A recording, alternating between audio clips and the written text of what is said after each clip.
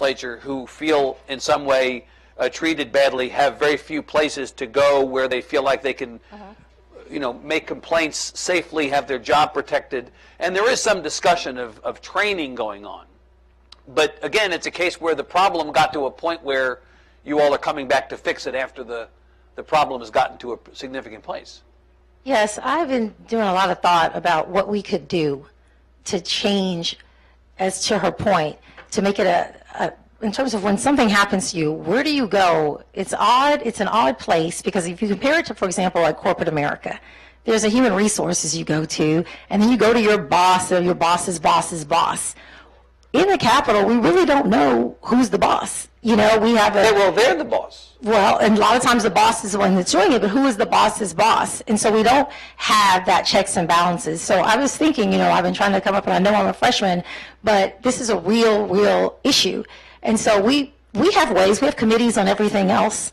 Now I know there's an administration committee that the Senate was taking up, as you said, to look at how can we do better training. They've had at least one hearing on that. But literally, we can actually create committees that are very, very similar to human resources for very sensitive issues such as this, and where you go in and you report it, and there are members in the committee that bring the accused person in, ask about it. Obviously, they can't fire the person because they're elected, but there are ways where they could keep documenting that. And if there were 3, 4, 5 incidences, I don't know if the solution would be some censure or what have you, but obviously if the person were brought to task, I think that would even be a deterrent if they're being constantly brought in and asked questions about it. The challenge is, though, what we've seen is that the women have been afraid to come forward.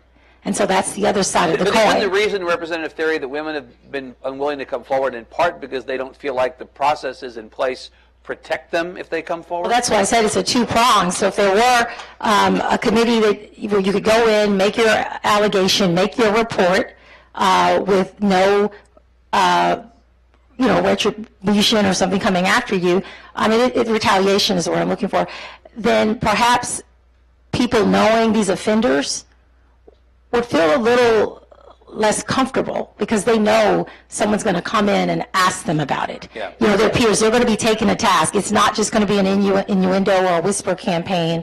Chairman Coleman did a point of personal privilege. I'll just share with you all today. I haven't said it, but it is really, really, really hard to come forward. I experienced something in my 20s at a law firm, and I went forward and I left the firm. It's the reason I don't work at a big firm today. I went out and opened my own practice.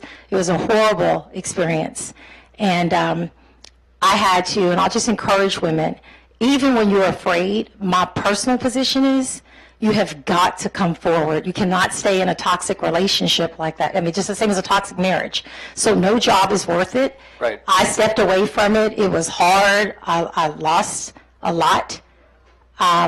It changed the course of my life, but here I am today as a sitting state representative. So it really, really takes a lot. Everybody may not have that option, but I firmly believe, the same as if you're in an abusive marriage, you've got to make the hard choice to get out. Chairman, the questioner made the point